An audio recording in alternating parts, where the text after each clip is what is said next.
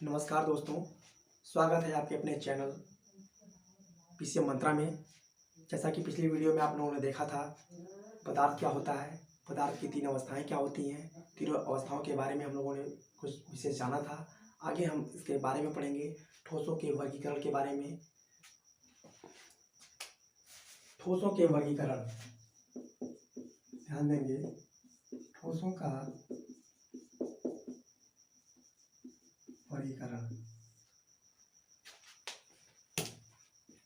बच्चों,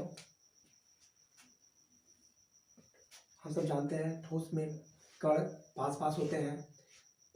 ठोसों के अवयवी कणों के ठोसों के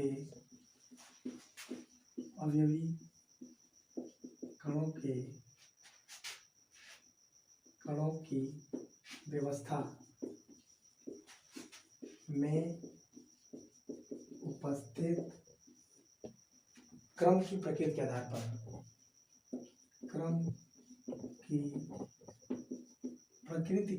पर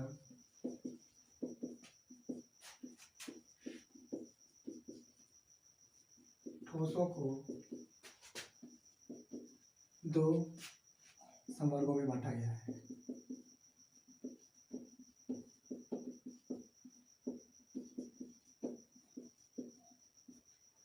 ध्यान देंगे, ठोसों के अवयवी कणों की व्यवस्था में उपस्थित क्रम की प्रकृति।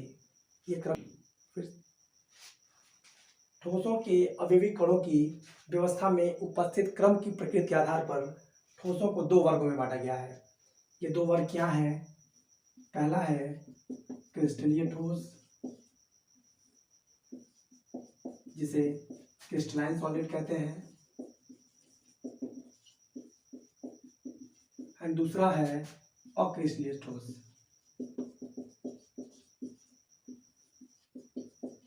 जिसे इंग्लिश में एमॉर्फस सॉलिड कहते हैं।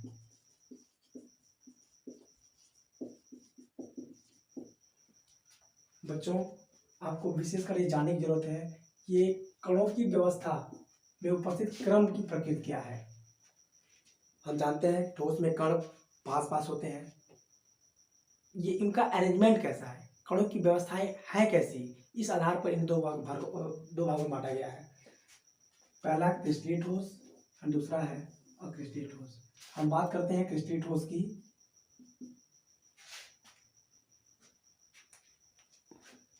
पहला प्रकार है क्रिस्टलीय ठोस।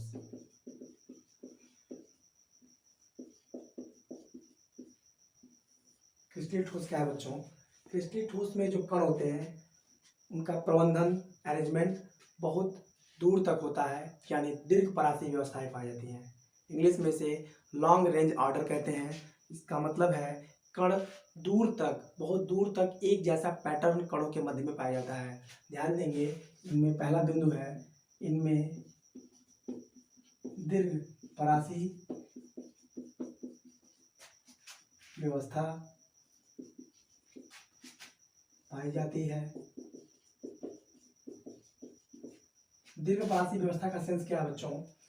कणों का अरेंजमेंट बहुत दूर तक एक जैसा हो, या इसे हम पूर्वानुमान कर सकते हैं थोड़ी सी व्यवस्था देखकर।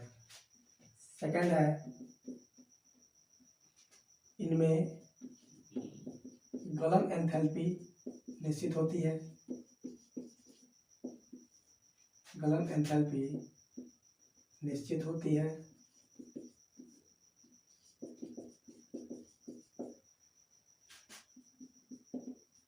इनका गलनांक निश्चित होता है।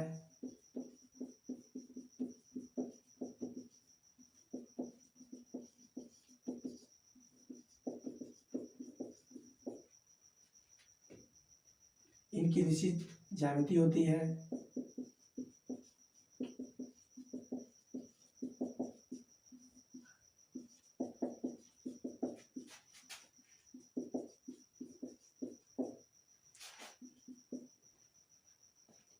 ये शुद्ध ठोस होते हैं।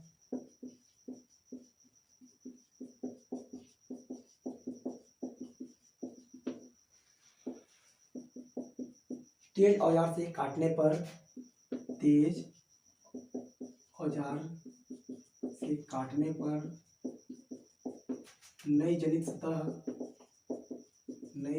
सतह चिकनी व सपाट होती है।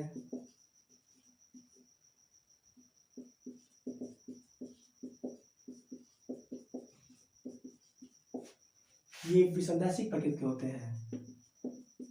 ये विषमदैशिक,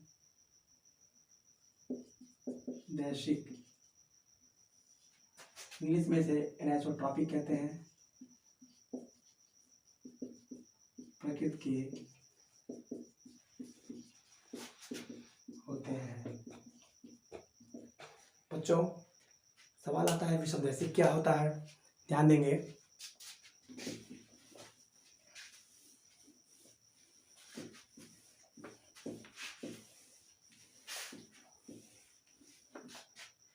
विषमदैशिक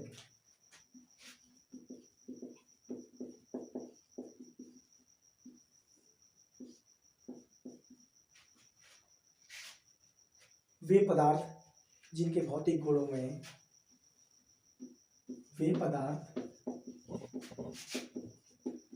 जिनके भौतिक गुण जैसे विद्युत चालकता, अपवर्तनांक जिसे रिफ्रैक्टिव इंडेक्स कहते हैं,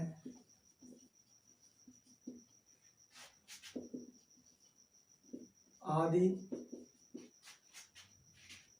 का मान भिन्न भिन्न दिशाओं में, अच्छा ध्यान देंगे, भिन्न भिन्न दिशाओं में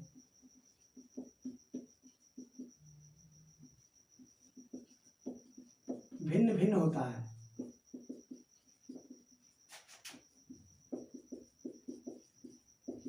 विषमदैशिक गुण कहलाते हैं।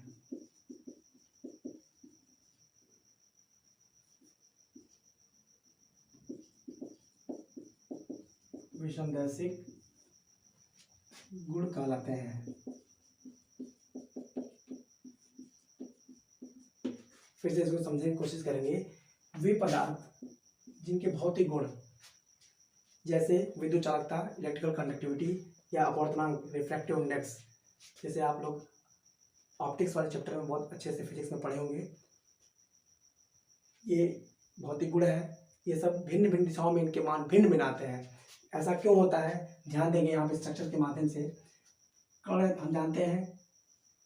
यहाँ पे मैंने दो भिन्न भिन्न आकार के कण बनाए हैं, समझने की कोशिश करेंगे।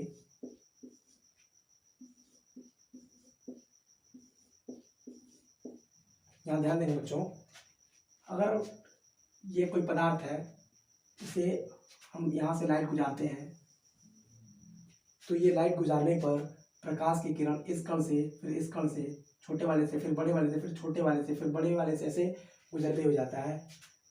अगर इसे इस दिशा से गुजारें तो इसमें केवल बड़े वाले कण से गुजरता हुआ प्रतीत हो रहा है। अगर थोड़ा सा चेंज कर दें डायरेक्शन तो सिर्फ छोटे वाले कणों से, इसका मतलब दिशा बदल दे रहे हैं, तो इंटरेक्शंस मॉलिक्यूल्स के भिन्न भिन्न हो जा रहे हैं, फलस्वरूप उनके वैल्यू भी चेंज होते जा रहे हैं। इस प्रकार यह एक विषमदैशिक गुण हुआ, क्योंकि इनके मान भिन्न भिन्न दिशाओं में भिन्न भिन्न होते हैं। ऐसा गुण विद्युत चालकता के संदर्भ में होता है और वर्तमान के संदर्भ में होता है। तो ऐसे सारे पदार्थ जिनके मान, भौतिक गुणों के मान भिन्न भिन्न हो, वे पदार्थ विषमदैशिक पदार्थ कहलाते हैं, विषमदैशिक गुण होते हैं। ये गुण क्रिस्टलीय ठोस में पाया जाता है। यानी एक मुख्य बिंदु है ये क्रिस्टलीय ठोस का, कि क्रिस्टलीय ठोस में विषमदैशिक गुण पाया जाता है। नेक्स्ट वीडियो में हम आपको बताएंगे क्रिस्टलीय ठोस के कुछ गुण, ठीक इसके उल्टा होता है। तब तक के लिए धन्यवाद।